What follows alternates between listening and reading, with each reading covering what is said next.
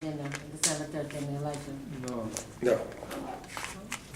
It looks familiar to that. We don't go this kind of place. Yeah, the guys look like you got the sheet. Yes, sir. Okay, let's begin. Parsha Vayigash. Let's go skip around a little bit in the Parsha. So, Yaakov and, here's Yosef is alive. So he wants to go down to Egypt and see Yosef, Terem Omus. And we have to understand that Yosef had an option. One of the options Yosef had was he could have let his father stay in Canaan, and he could have sent food. That means Yosef could transport food anywhere. Why was Yosef so interested in having his father, who was 130 years old, sell his house, pack his bags, and come down to Mitzrayim? So that's one of the questions we'll talk about a little bit later. At any rate, Yaakov and his family come down. How many people came down to Egypt? 69. No, not 70, not 69. 66. What was that? 66. That is correct. How many? 66. Because I counted 66, but no one else says. But it says 70. It Yeah, says 66. The book said 70. But then Yosef, Ephraim, and Manasseh were in Egypt. Oh. So that's 69. And you have Who's 70? Yosef was- Yocheved was born. Even though Osnat was there, you could have counted her. And Serach Bas Asher, you could have counted her. The truth is, hundreds of people came down. 100? Hundreds. Because Yaakov, all his sons, their wives, children, grandchildren, their sons, their grandchildren's wives, by the time you begin to calculate, there were a few hundred people that came down. We count 70. The 70 we count are the ones that were significant or important or had a purpose or was necessary to set up the families and the camp and the maybe eventually dividing up Eretz Yisrael. Growing people, brother. Right. But the actual number was a few hundred. It was a large family that came down. Yaakov had daughters, it's not mentioned in the Torah. Yaakov had other sons, they say. Yosef had other sons, some opinions say. So there were quite a few that came down. What's interesting is that when it goes through the names of some of the people that came down, it says as follows. And I'll give you an example. It says, bless you, Uvenei Reuven. Let's see where it has over there. It says, Levi, Bnei Yehuda. So what does it say? Er v'onein, Er and Onain, Shelah, Peretz, and Zorach. Then it says, but Er and Onain died in Eretz Canaan. So the ones who came down were really only Shelah, Peretz, and Zorach. The children of Yehuda. They die, Two of them died. yes. So why write their name down at all? We're writing down a list of everybody that came down to Egypt. So the Torah says, Er and Onain. Then the next one says, oh, by the way, Er and Onain never really came down. They died in Canaan. So why do we write them down at all? It was part of the family. Well, they were gone. We don't write down the names of the people who died. We're only writing the names of the people who are coming. So the answer that they give is an interesting answer. The answer that they give is that when was Er and Onain born? It was born during the time that the brothers sent Yehuda away. Yehuda left the family, and he went on his own, and he got involved with a lady called Bat Shua, and he had these children. Why was Yehuda sent away? Yehuda was their leader. He was their melech, their king. Yehuda was sent away because the brothers said to him, we listened to you. When you said, don't kill Yosef, we listened to you. When you said, sell Yosef, we listened to you. Had you said to us, bring Yosef back home to our father so our father wouldn't cry the way he's crying, we would have listened to you. To Yehuda? To Yehuda. Why not? That's- Not to Reuben? Because Reuven didn't have that authority. Somehow he didn't have that. Yeah, but Respect. when they sell it, before selling, they will kill him. Reuben saved him, no? Reuven, to some degree, just said throw him into the pit. Yeah. But Yehuda took over. He was the melech. He was their king. So they were angry at Yehuda because he should have seen a little bit more to the future, and because Yaakov was so upset, they held him responsible. Now, it's interesting, we'll go into this a little bit, but it's interesting that the Tolna Rebbe brings down a little bit, and some of this is from Reb Chaim Shmulevitz. He says, what made Yehuda the king? What midah, what character trait did Yehuda possess to be worthy to be king? The Gemara asked that question. So the first answer is, one Tana suggests, because he admitted what happened with Tamar. When Tamar says, whoever owns these things, he's the father of my children, so Yehuda says, that's mine, I admit, I was wrong. So the Sefta answers back to the Tana, says, I don't understand. What should Yehuda have done? Kept quiet? 3 people would have died. Good evening. 3 people would have died, so that wasn't an option. Then the other opinion is, no, he was saved because he saved Yosef. Instead of killing Yosef, he saved Yosef. A third opinion says, no, Yehuda was an onov, he was humble, he was modest. Interesting what that means. The Sfas Emes says that Yosef and Yehuda had opposite philosophies. Yosef believed that it's best to be isolated. When he was in Egypt, he did not mix with the Egyptians, he isolated himself. Yehuda was of the opinion that it's better to be together with everybody else. Now, when he was coming down to Egypt, Yehuda said to Yosef, as we'll see soon in Vayigash, I accept your philosophy. That means a king who can say, I've given it some thought, I thought my way was the right way, but I realize your way is the right way, and now we're going to do it your way. That's king. That's someone who has that ability as royalty. Now, this past week was the Yortzeit of Reb Chaim Shmulevitz, who was the Rosh Hashiva in Mir in Israel. And he has a whole thing about responsibility. And he brings down the famous Gemara. The Gemara says, Shaul HaMelech, he was the first king. Ba'achas, he made one mistake, also low, it cost him his kingdom. What was his mistake? He let Agag live one night, but more important, he let the animals live. And the irony is that when Shmuel comes to him, Shmuel says to him, as he's walking into the room, Shaul jumps up to Shmuel and says, I did everything you told me to do. Everything Hashem wanted, I did. Right? So Shmuel says to him, really? What's all that noise I hear? What are all those animals? So he says, the animals, we're going to bring them for Korbanot to Hashem. So Shmuel says, let me tell you what Hashem told me last night.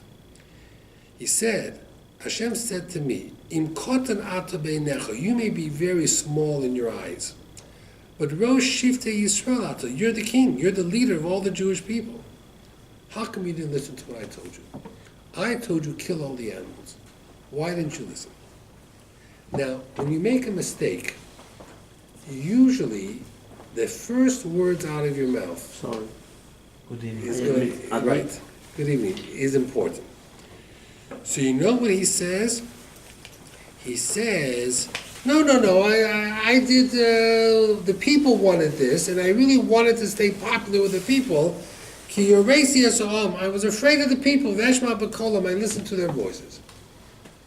The minute Shmuel heard that Shaul was the type of a king who was more interested in what the people thought than what Hashem said, he said right away, it's over. For you, for your children, that's it. No more kings from your family. Then the Gemara says, David made 2 mistakes, and it never cost him his kingdom. The first mistake was with Bathsheba, and the child died. And when Nasan HaNavi came to him and said to him what happened, right away he said, Chotasi, you're right, I'm wrong. The second mistake was he counted the Jewish people. He was not supposed to count them, he counted them, and 70,000 died. Both those mistakes were critical. In both cases, David HaMelech said, I'm sorry. I was wrong, you were right. Right away. Right away. And in both those cases, what was the ultimate consequence? Nothing. He got punished, but he didn't lose his kingdom. Because part of being a king is taking responsibility. Then Reb Chaim Shmulevitz says, you see, and one of the themes that we have throughout the Parsha, throughout these last few weeks, has been consequence. For every action, there's a reaction. I'll give you an example. Yaakov spent 20 years in Lavan's house. That was okay. His parents sent him there. I mentioned to you that he was angry that his parents sent him away. And he looked at his grandfather as his father. Avraham was his father. He didn't bring korbanot to Yitzchak. When he comes back, for 2 years he's back, he doesn't go see his father. How does he know eventually that he was wrong? Because Yosef is taken away for 22 years. So Yaakov did simple math. He says, I was away from my parents for 22 years, but I had every right to be. I would never do that to my kid. And all of a sudden, his own child, who he loved dearly, is kept away for 22 years. So he knew right away, Yaakov, he knew right away that there was a mistake. Then it says, Vayisa Yisrael traveled to Be'er Sheva, Vayizbach Zvochem, he brought korbanot, the Elokei Aviv Yitzchak, to the God of his father Yitzchak. It's the first time he mentions my father Yitzchak. Because he connected the dots. That means in life there are dots. And when you connect the dots, you get the picture. Everything has, cause and effect. The brothers sold Joseph. They thought for sure they were right. And now they find themselves in Egypt, and they're going to jail, and they're accused of theft, and they're tearing their clothes. Why did they tear their clothes? Because they tore Yosef's coat. You tore Yosef's coat, now you tear your clothes. Binyamin caused you to tear the clothes, so Mordechai will one day tear his clothes. Cause and effect, cause and effect. David, Shaul HaMelech, as Shmuel was turning away, he grabbed Shmuel's coat, and it ripped. So Shmuel said to Shaul HaMelech, the same way you ripped my coat, Hashem is going to rip the kingdom from you.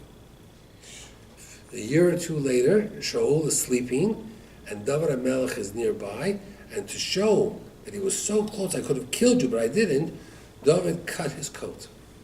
The minute Shaul saw his coat cut, he knew the guy who cut it is going to take over. That was David.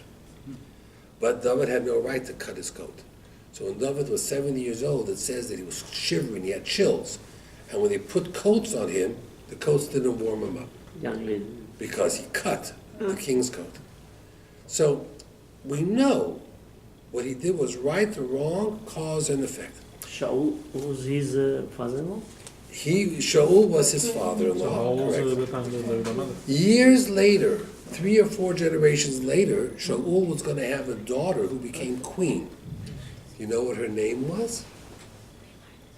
Sarah, do you know? Shaul HaMelech had a great-great-granddaughter who was queen. Do you know what her name was? Was Esther. What? Esther, no? Esther. Okay. Mordechai comes to Esther and says to Esther, Haman has now risen against the Jewish people. He wants to kill all the Jews. What are we going to do? You have to go to Achashverosh, you have to beg. Esther says, no problem. Gather all the Jews in Shushan and fast 3 days. And after you fast 3 days, I'll go to the king. Now, what were those 3 days? The 14th, the 15th, and the 16th of Nisan. It was over Pesach. Mordechai says to Esther, 3-day fast. The people are not going to like that. Esther says, yeah, my great-great-grandfather, he used to do what the people wanted. Cost him his kingdom. I'm not going to make the same mistake. I'm going to be mitaken, his mistake. Tell the people it's 3 days. But they're not going to like it, I know. 3 days. But I'm the head of the Sanhedrin. I know you are, Mordechai. I'm the queen. 3 days. And do they fast 3 days? You bet. And the fast is called Tanit Esther. We fasted before Purim. Till this very day we fasted. So Reb Chaim Shmulevitz says Esther was mitaken. She fixed the mistake of Shaul HaMelech. Shaul HaMelech was interested in the opinion of the people. Esther was also, but not when it counted. When a decision had to be made, Esther made it. Then the Orach Chaim HaKodesh says, Vayigash Elov Yehuda. Yehuda comes very close to Yosef. And he has a conversation. And we're going to talk about this in a moment. But the Orach Chaim says, what was so important that he had to get really close to Yosef, almost look him eye to eye? So he says there's a pasuk in Mishlei, a famous pasuk. Kamayim el mayim kein lev ha'adam la'adam. The way you see your reflection in the water, so too people mirror, reflect what they see in you. If you go to a person who you don't like, and you smile, and you say you're a wonderful person, and I care about you so much, how are they going to feel towards you? They're going to like you. You know, so it's a secret. You want your boss to like you, every time your boss comes by, smile. Tell your boss, I really like working here. Thank you for giving me the job. You know, if you give your boss a dirty look, he'll look at you with a dirty look also. If you get angry at the boss, he'll get angry at you. Everybody doesn't like it, but he still like. Right. It's a line. So he says, you're right, it's a game. You know, we say, you know, in the old saying, fake it till you make it, you know, it's what it is. So the Orach Chaim says, allowed to do? well, that's a question that you should ask in your situation at any given time. It says here, Yehuda came to Yosef, and he started to be real nice. You're like Paro, we respect you, you're so important, you're so great, you're so wonderful. That means he had a goal. Yehuda had a goal. He wanted to accomplish something. But the question is, what did he want to accomplish? What was he trying to accomplish? Well, let's go figure it out. Save the banana. What? Save the banana. Right, That's but what let's he go was figure it out. But you cannot see his face. Yehuda cannot see the face because they all. Yeah, but this time he got close enough that they could see each other a little bit. But he cannot. But he cannot To imagine Rasha, it was- Rasha. He didn't recognize him. They usually don't look there in Russia. Correct. But this time he got closer. They look. Right. Now you have to understand, let's understand, was Yosef being unfair? Last week, you know what Yehuda said? Yehuda said to Yosef, whoever, if the cup is by us, we're all going to be slaves. And the person who the cup is in his bag, you can kill him. Yosef says, no, what are you talking about? All of you slaves? Oh, chas v'sholom. Only the person who finds the cup. Everybody else can go home. So Yosef is being much more generous than Yehuda. Yehuda offered everybody up. So now Yehuda has to come back to Yosef, and he's got to say to Yosef, as generous as your offer is, there's one change I want to make. Binyamin is a good worker, but I'm a better worker. So if you want someone to stay behind, and you want someone to do the work, I'm your guy. Of course, it doesn't make sense. Let me explain to you why. A guy commits murder. He's in court. The judge sentenced him to 50 years in jail. So the guy's father says, Your Honor, take me instead of him. What's the judge going to say? I'm going to let a murderer out? That means Binyamin, there's a saying, you do the crime, you do the time. Binyamin was a thief. So Yehuda, you're going to take his place. So what, I'm going to let the thief go? Tomorrow he's going to steal from somebody else. I'm not going to let the thief go. It's not about the work. It's about the crime. He stole. You can't replace him. You can't take his place. So Yehuda's whole request was not founded in law. It doesn't make any sense. You can't say that to the judge. You can't say to the judge, Your Honor, I have two brothers, take them in jail instead of me. Let me go out and be the rapist or whatever it is. It doesn't work that way. So Yehuda is wanting something that he's not entitled to, and it doesn't make sense. Now the question is, what's going on over here? Yehuda goes through the whole story. He says, we came down, we were 10 brothers, you asked us questions, we told you we have an older father, we have a brother left at home, you wanted us to bring him, goes on and on and on. Finally, Yosef can't hold it in anymore. He breaks down. He says, I'm going to tell them I'm Yosef. So everybody asked the question, what changed? I understand there was a lot of tension and stress, and people were upset, and the brothers were angry at Binyamin because they really thought he stole the cup. You know, the first reaction of the brothers was, you're just like your mother. Your mother stole the idols, and you're a thief, and she's a thief, you know. They didn't think for 1 minute he was innocent. They thought for sure, you know, he was just as bad as Yosef, you know. But you know what changed? One of the things that changed, until now, whenever they referred to Yosef, the brothers, they always said, and one brother is not here. We don't know where he is. We don't know. This time, Yehuda said something very different. Yeah, Yehuda says that one of the brothers left and was stripped apart and died. Yeah, before last parasha, I say he's alive. Right. We don't know where he's lost. We don't know. We lost him. But this parsha, he says, this time he says, "V'ochiv meis." He's dead. And Yosef, the minute he heard Yehuda say, Yosef is dead, he knows the power of the spoken word. And he knows that if Yehuda says he's dead, he could drop dead any minute. You know, because there's a saying, Al tiftach peh la satan. Don't open your mouth to the satan. I have a lady who calls me all the time for questions, and sometimes I say to her, you know, this will not end well. And she says, no, take it back. You know, take it back. Don't say that, because if you say that, it's not going to happen, it's going to be bad. You know, take it back. Say chas v'shalom right now. Give me a bracha. You owe me a bracha. You know, when I try to give her advice and tell her things like that. So it's very interesting that the minute Yehuda says to Yosef, and the brother, who we would have heard of by now, but we haven't heard of him, we looked all over, we couldn't find him, we assume he's dead. Everybody thinks he's dead. That was a game changer for Yosef. Yosef says, I can't delay now. Now I've got to come clean. And he comes clean. And he says to the brothers, Ani Yosef. And he tells them, you know, don't think you sent me here. This is all part of a plan. It's a divine plan. There's things here that you don't understand. There was on, you know, the people were telling over the story. I told you the story a few weeks ago. It says there was a lady that was married for 10 years, had no children. So someone suggested she see this big mukubal in Israel. So she went to Israel to travel to see this chacham, this rabbi. And she cries and cries. She's married 10 years. She has no children. She wants children. So, and there are different things you can do. There's skulot. I told you that my wife has someone in the family that doesn't have a child. So when she lights Shabbat candles, she reads the Shirot Chana, the whole story of Chana. That's one of the sugulot that people bring down, the Kitzur Shulchan Aruch. So this rabbi says to her, I'll tell you what you should do, but no, I'm not going to tell you, because you're not going to do it.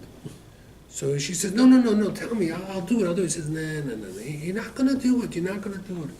I wish you would do it, but I know you're not going to do it, so I can't tell you. No, you tell me to do it, I promise you I'm going to do it. I promise you I'm going to do it. He says, okay, this is what you should do. Every day, for 10 minutes, say Tehillim, and then say to Hashem, thank you, Hashem, for not giving me children. Not giving what? Not giving me children. Thank you for not giving me children. I'm so happy you didn't give me any children. So this woman says, are you crazy? You lost your mind. I want to have children. He says, I told you you're not going to do it. So she said, why should I say to Hashem, thank you for not giving me children? So he says, because you think you're in control. You think if I do this, if I do that, I'll get children. When you say to Hashem, thank you for not giving me children, you know what you're saying? You know what's best. And if I don't have children, it's because you don't want me to have children. It's better that I don't have children. And I admit you run the world and you know what's best. And she was shocked. Because that's a powerful statement.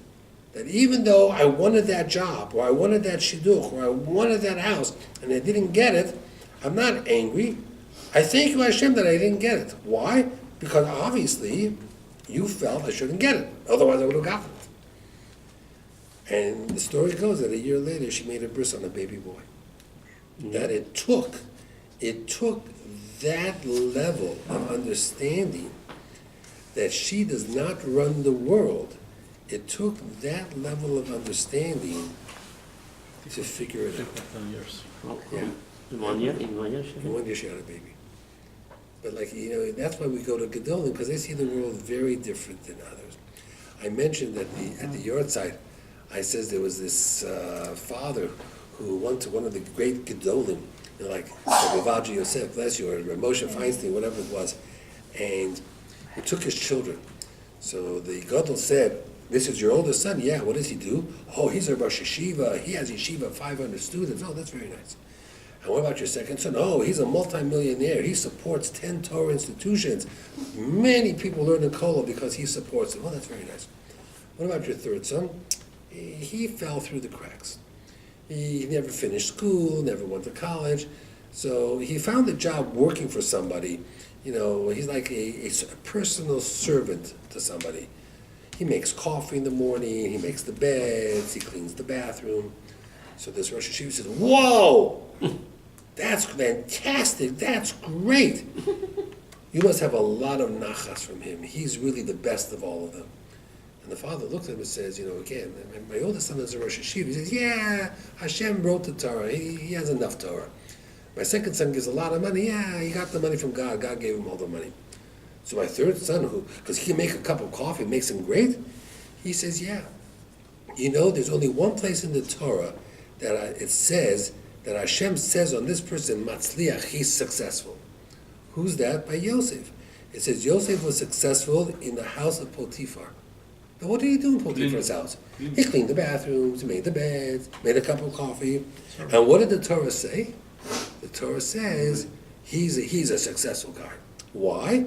Because he had Hashem's name on his lips. Rashi says that no matter what happened, if someone said to him, how are you doing today? You know what he said? Baruch Hashem. How's that coffee? Baruch Hashem, it's good. Did you like the bathroom today? Baruch Hashem. He says, think about it. Here you're Yosef. Your mother dies when you're a baby, when you're young. So you're already angry at God. Then you do all the right things. You learn Torah, you learn with your father, you do everything right, and you get punched in the stomach, thrown into a pit of scorpions and snakes, and you get sold, and you're thrown in jail for 12 years. Tell me something. Who's the last person you're going to think? Hashem. That means you and God are on totally different wavelengths. And here comes Yosef, and he's in Potiphar's house, and he's making coffee, and he has dreams he's going to be a king, and you know what? He's cleaning the toilet. And he thinks he's going to be a king one day. And what does he say? Baruch Hashem. Okay, right. Now, that's great. That's greatness. He says, it's not the Rosh Yeshiva, and it's not the guy who's a multimillionaire. It's the person who understands that there's a God in this world, and everything has a purpose. And I may not know the purpose, but you know what? I'm not God, and I don't run the world. That's the person who's really great. So Yosef came across to the brothers and said the exact same thing. He says, I'm not in charge. You think I'm in charge. I want to believe I'm in charge, but you know what? I'm not in charge. Hashem wrote the world. Hashem sent me here. I am not holding anything back over here. I am not the one who is trying to hold you back. It's interesting. It says that we asked the question, why didn't Yosef let his father stay? And he would send food. So there was a Dayan in London, Dayan Goldvich, and he once said an interesting example. He said, let's say your son goes off to college. Father calls you up. How's everything in college? Great. Are you keeping Shabbos? Sure. You have a mezuzah on your door? Of course. Are the dishes, fleishits, milchas, you keep kosher? 100%. Father wants to see his son. Does the father pay for the son to come visit him, or does the father go visit the son? No, father goes visits the son. Yes. Why? He wants to see the door. He wants to see the mezuzah. He wants to see the 2 sets of dishes. He doesn't want to just hear it from his son. He wants to see it. He says, even if Yosef would have said to Yaakov, you stay there, Dad. I'll send you food. You know what Yaakov would have said? That's wonderful. No way. I haven't seen you for 22 years. I want to make sure you're Yosef that I remember. The Yosef who learned Torah, the Yosef who keeps kosher, the Yosef who has a Jewish home. Yaakov wasn't going to believe the story. He wanted to see it. So Yaakov was coming no matter what. The other thing the Ramban says, and Reb Meir Simcha says in the Meshech Chochmah. So how come when the happened with the Yitzchak, the same story when Yaakov was away? Yeah. He didn't go to jail and so on. Yitzchak didn't go anywhere. He was blind. He couldn't go anywhere. Yitzchak remained home. The problem was Yaakov didn't go see his father. That was the problem. The second answer the Ramban says is that Paro would not have let Joseph go. That means Paro was very strict. Paro had hats that said, "Make Egypt great." He was not interested in any dual loyalty. If Yosef worked for Paro, it had to be 100%. It wasn't 99%. Yosef never talked about Israel, never talked about Eretz Canaan, never really talked about his family. He called his son Menashe, "I forgot about my family." So Paro was very, very strict, never ever to let Yosef forget what was going on in Mitzrayim. He wanted that loyalty. That was very, very important. I mentioned recently, in New York, they had a vote. There was a question. If you win the lottery, let's say you win the Mega Millions, so now you get a check of $100 million. So in some states, you can receive the check without anybody knowing about it. It's called being anonymous.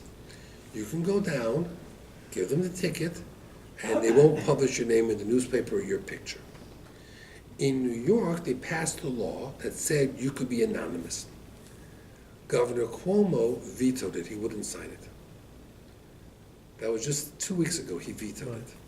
Why? Dangerous. He said, very interesting. They argued, why do we want to be anonymous? Because when we win this money, you know what happens? People come to our houses, people knock on our doors, our phones keep ringing, everybody wants a contribution. They drive us crazy. People who win money have to change, they have to move, they have to change their phone numbers, they have to redo their whole lives. Yeah. Governor Cuomo said something interesting. He says, we need a face to the money. Because otherwise, you know what people are going to say? No one won the money. All those millions, hundreds of millions of dollars that were collected for the lottery, New York State took it and put it in their pockets. They're never really, the lottery's fake, there's no winner. So he says, in order for the lottery to be real, there's got to be a winner, and everybody's got to know the name of the winner, and you got to see the winner's picture. Otherwise, people will think it's fake. I mean, when you give money to a yeshiva for a lottery, you want to know who won. Because if you never hear that they ever had the lottery and anybody won, what do you think happened?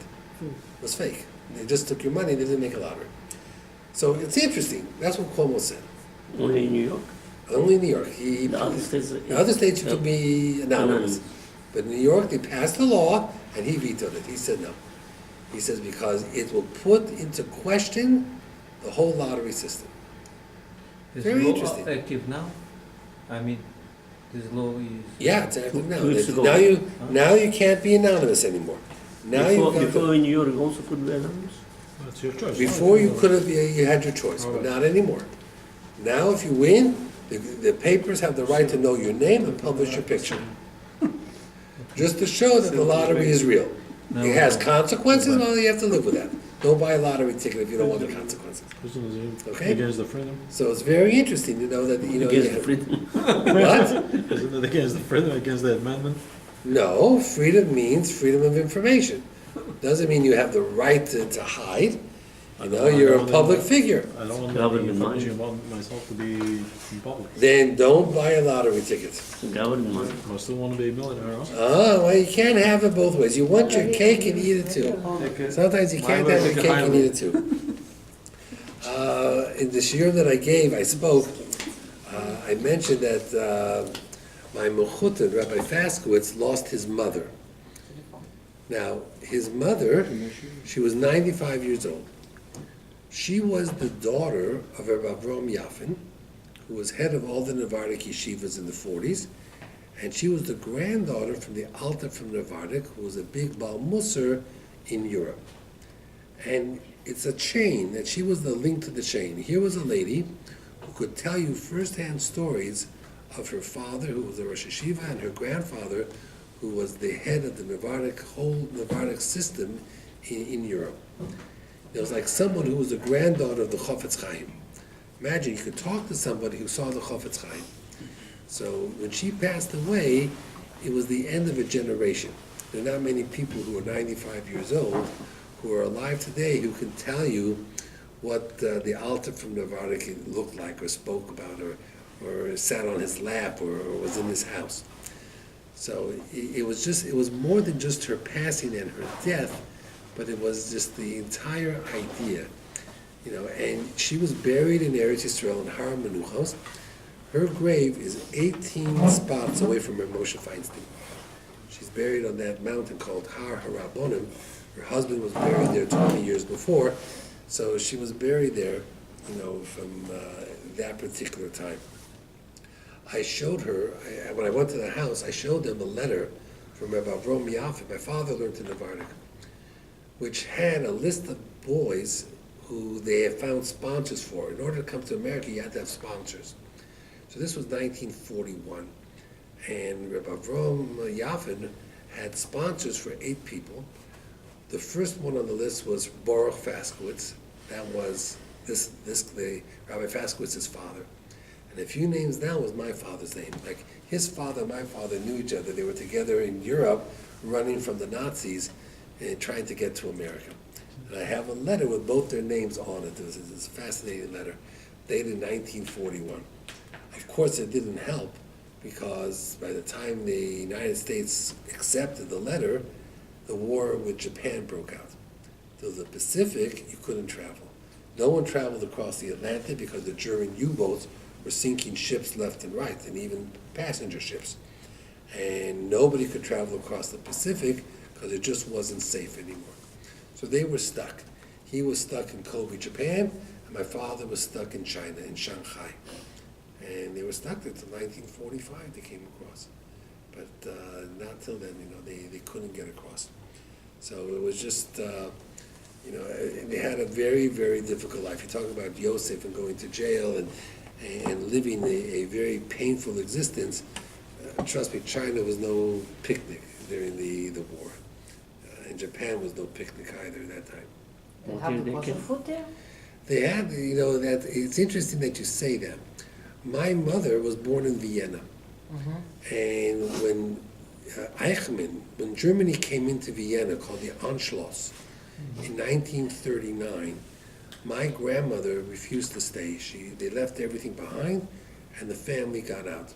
And they got out actually through Italy, because they still could get out through Italy, and they also made it to China. So my mother and my grandmother, my mother was 9 years old, my grandmother opened up a kosher restaurant in China, in Shanghai, which is fascinating. My grandmother's thinking was that they would always have food, because you have a restaurant, you make a big pot of soup. At the end of the day, there was always soup left over, so you always had soup. And there was always a few slices of bread you could find, and there was always something you could find. When you have a restaurant, I guess they weren't picky in those days. If food was left over, today we throw it out, they did it. So it was her way of saying, we'll have parnasa, we'll have an income, but we'll have food. So they ran a kosher restaurant, which was fascinating. There was an air raid, and everybody ran into buildings. So my mother was hiding under a table, and my father was in the neighborhood, and it was a kosher restaurant. So when the air raid came, he ran in. They ended up under the same table. That's where they met. What's air? An air raid, the bombs coming down. Oh. So they ran into the building. So my mother was hiding in Shanghai from from Japan. Oh, Japan. Japan was right there. Japan was attacking Shanghai all the time. 1940s, right? It was 1940s. In the 40s, Well, 43, she was 44. getting the kosher meat, everything. Right. They had shechita, they had the whole Mir Yeshiva was there. My father was the assistant rabbi in Shanghai to Rabbi Ashkenazi. He was the rabbi in Shanghai. He was the assistant rabbi. There were hundreds of people in Mir. They had everything.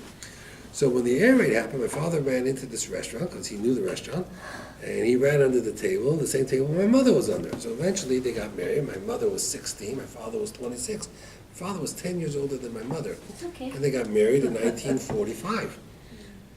in Shanghai. And Reb they Chaim Shmulevitz was the they witness speak of the Ksuva. China, No. Chinese. Chinese. Did they speak Chinese? My mother spoke 6 different languages. You have to understand, here's my mother, who when she left Vienna was 9 years old. She was in 3rd grade. She never went back to school. That was the war years. She didn't go back to school. Then when she was 16, she was married. By the time she was 18, she had 2 kids. She had my 2 older sisters. She wasn't going back to school. And yet, in some ways, my mother was brilliant. My mother was brilliant. She taught herself math and science and history. She spoke Yiddish, she spoke German, she spoke Hebrew, she spoke Chinese. We as kids, when my parents wanted to talk without us understanding, so they spoke all these different languages. So we learned French in school. So we spoke French, thinking my mother couldn't understand the French. She taught herself French, She was one step ahead of us all the time. My mother was brilliant. And then she never made it past 3rd grade. So I laugh at the Board of Ed who says you have to have 7 hours of English. The yeshivas, they're not teaching you enough English. I said, come on, my grandson in 3rd grade is reading on a 9th grade level. He always has a book. He takes all these Iowa tests. It's a joke. The yeshivas. The one kid is more brilliant than the next very often in the yeshivas. But Is it true they want 7 your hours? sibling was born in 7 China? hours English A day? A day. What? How All many? your siblings was born in China? No, none of us That's were. only, no. They were married. My father, my mother came across. Eventually ended up in Denver, and they were all born in Denver. Okay. So I was thought I. you were born in China. So No. they came 1945 here? 45. Your mother and My father? mother, in the end of 45, after the war ended. Now, And you yeah, also born in 1948? my sisters, I'm the youngest. I have 3 older sisters. What year you born? Oh, I don't tell those Well, you told secrets. us last time. He's That's baby true. boomer. So if he's No. a baby boomer, you have to 50? understand. He's the last Yeah, one. 53. He's 53? Yeah, so a baby boomer. I was the baby boomer. How many of you? 5? There's 4. 3 sisters and you? 3 sisters and me. Baby boomers before Yeah, before my 1950. father waited for me. I was the 4th child. He had the 3 sisters. But I mentioned to you that in 1948, my mother was in Denver, and my father was busy, and she had 2 kids, and her parents were stuck in China. She couldn't get her parents out, her uncle and aunt, no one. They were all stuck. They couldn't get visas. The president? Yeah, so she went to Truman. My father went to President Truman to get And the very them Gold and visa in is- China? gold visas. Gold visa was out there, so your father-in-law. He Your was, mother-in-law. he- And brother-in-law, right? Yeah, he got my mother's parents and her uncle and aunt out. President Truman gave them It gold was very visas. interesting his history. He talked about How it's it. done. So it's just Coins, very how interesting. How many President. languages you speak now? I speak about 4 or 5 languages. I do speak German. I read German. I speak German. I speak Yiddish, Hebrew, English, French. French fluently? French? Not fluently. I took French in high school and I knew it fairly well. But I was I wasn't the best student because everybody had their French book out. And I was doing the Gemara Shabbos, Masechet Shabbos. The French teacher was so frustrated with me because here I'm learning I was trying to finish off Shas. I was 14 or 16 years old trying to finish off Shas, and he was trying to teach French. But I knew enough French that, I passed all the tests, so it just made him so frustrated that here I am, I'm studying Masechet Shabbos in his French I class. used to speak very fluent. I went to special school every day, 2 hours of French, every day. Every day. From second We grade, used to go 9 to years. school. Yeah, so I didn't do that much, but And some of it I most forgot. of them forgot already. But You don't speak, you forget. it was an interesting time, and they survived. These people survived. And most of us grew up without grandparents. My father's family were all lost in the Holocaust. Nobody had grandparents. Even my grandparents from Europe, my mother's parents, they were very different than we are. My grandchildren have grandparents and great grandparents, and we grew up without any of that. Uncles and aunts. Who had uncles and aunts? My mother's family we had, but my father's family was lost completely. There was no one left. Distant cousins, but there was no one really left. Your mom is still alive? No, my mother passed away a few years ago. Yes. Yeah. So- Right, it was in November, I think. What was that? It was in November, I think, right? My mother passed away in September, Yeah, September, was, I Right. remember. a few years ago. She said, It's interesting, they say that when the Egyptians produced wheat, so Yosef only took 1/5, 20%. So Hashem said, Yosef, you only took 20% of the wheat from the Egyptians. You have to be slaves for 430 years. I'll let you get away with 20%. 20% of 430 is 86. So the Jews were only slaves for 86 years. The same way Yosef judged the Egyptians, Hashem judged him. So the Jewish people benefited from Yosef. It's interesting, Yaakov says, I want to see Yosef before I die. And Yaakov never really spoke that way. Esau spoke that way, I'm going to die. Yaakov never spoke that way. But they say that Yaakov was 130 years. And when you get to within 5 years of the death of a parent, you have to be worried because your mazel is not strong. And we know Yisrael lived to be 180, Yaakov was 130, he had 50 more years. But Rivka died at 131. So he was within the 5 years of his mother's death. So it was interesting that Yaakov said, I'm within 5 years of my mother's death. It's very possible I could die. And therefore he says, Hinei anochi hodei chlamus. I'm afraid I'm going to die. Where was the Sabbath at the time when there was hunger? What was what? When there was a hunger, Right? right? The Yaakov came down to Egypt. Yaakov eventually Where- came where- down. where- Yes, but where was the Esau at that time? Esau was in his country and they had food and Esau bought food from Egypt. Everybody bought food from Egypt. Egypt became so wealthy, it says Yosef had That's three what I'm saying, treasures. the Egypt was a rich country. Well, it became a very rich country, which was good for the Jews. Because Hashem promised Avram that when they leave Mitzrayim, they'll go out b'rechush gadol. So in order to go out with great wealth, Egypt had to bring in great So wealth. Esau never went to Egypt? He did. His children, his grandchildren, they bought food like everybody else. Yaakov said to his brother, his sons, go down to Egypt. Why should you be different than the Bnei Esav and the Bnei Yishmael? They all went down to Egypt to buy food. The first time happened to Abraham himself. When you go He to also- Egypt, come out with a lot of money. Which we talked about. Was that the right thing or not? So Go back and forth. Ishmael also had the same issue, right? And Yishmael also. You know, it Question. went down there. About wheat. He saved the wheat, but how come they couldn't save it? They had 80%. So the answer Why was, spoiling them? It didn't spoiling him. And that was what Hashem wanted. Hashem wanted that eventually Yosef should own Egypt, which he did. And then he said there's going to be no harvest, and he told him, I give you the wheat, go and put it in the ground. How is it if he said 7 years, no nothing? Why he's suggesting So the them to answer put- that they give was that after Yaakov came down, Oh, it the stopped. milk and bracha. Right, the bracha stopped. And when Yaakov died, the next 5 years came back. So there's a difference of opinion. Some people say Come back that again? when Yaakov came down, the famine stopped. Yeah. So it was only for 2 years. And then when Yaakov died, 17 years later, came the next 5 years. Oh. There's some opinions that say that. Rashi, about wheat, So Rashi those are explains that split? he put some ashes of the wheat so it didn't spoil. There's different things that all these different midrashim. We know that Yaakov gave Paro a big bracha. That every time he comes to the Nile would rise to greet him. All that did was make Paro think he was a god, which was good, because when the Makos came, the first Mako was against the Nile. Yeah, water. So Hashem created the impression, Paro your God, which is the setup. The same thing. And then he hit the Nile with blood, and then Paro couldn't do anything about it. So for all those years that Paro thought he was God, now it came back to haunt him. So everything had a cheshbon, as they say. Everything was counted.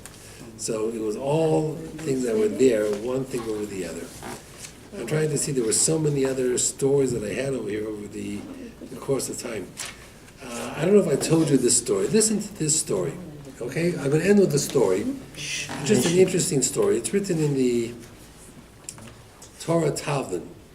He says that In Washington, D.C., 3 people walked into a restaurant called Busboys and Poets, a very left-wing, liberal, democratic restaurant. And they were wearing these red hats, Make America Great Again. Now, we know that some of these restaurants, when people who worked for Donald Trump came in, what did the restaurant do? Told them to leave, threw them out. So the waitresses and the waiters were in the back saying, what are we going to do with these guys? Maybe we should throw them out. But there was a waitress there. She says, listen, I need the money. I'm working 3 jobs. I'll serve them. A black lady, an African-American woman, 25-year-old, and she was very much left-wing. She marched in the Women's March, and she was active in Black Lives Matters. But she came, and she was, polite, and she served them, and she brought the food, and it was hot and tasty.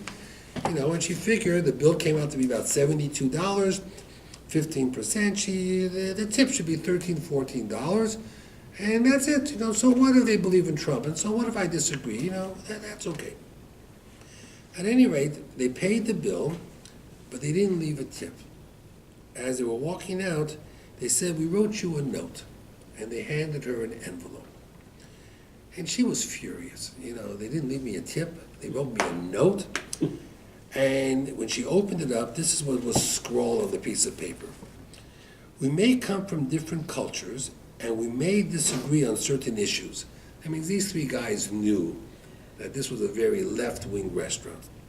But if everyone would share their smile and kindness like you, the country would come together and people will be great once again. It's not about race, it's not about gender, it doesn't make a difference if you're black or white. Just Americans taking good care of other Americans, God bless. And they left her $450. Cheers. That was some tip. All because she treated them nice, that's all. She didn't treat them extra special. Let me go to restaurant to work. They were thinking that, they were going to not even treat them at all. But this is a true story that they bring down, that everybody argues and everybody fights and everybody gets angry and everybody has to make a stand. And the truth is, So why didn't give her idea? Why they didn't? they wrote a note, they just wanted to appreciate, they realized they were in a place where everybody was looking at them and nobody agreed. And that's okay, you don't have to agree with my politics. But she treated them with respect. I know. I said, why they didn't give her, the tips right Because they away? wanted her to read the note. Oh. They put the money in the note. Jewish people. Just interesting that you can disagree with people, you don't always have to have the same opinion about a lot of things, but it's really horrible what's going on out there. Today, on the news just coming over, they were on a bus, some lady bent over and petted this lady's dog. She took out a knife and she cut 2 women. And then you had the boy on 108th Street and